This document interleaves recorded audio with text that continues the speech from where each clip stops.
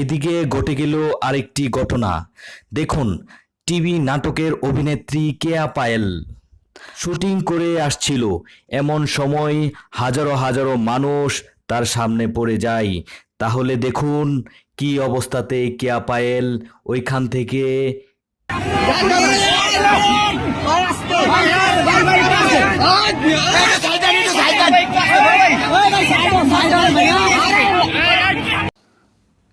এই ঘটনাটি ঘটে গাজীপুর। কেয়া পায়েল শুটিং করতে গিয়েছিল।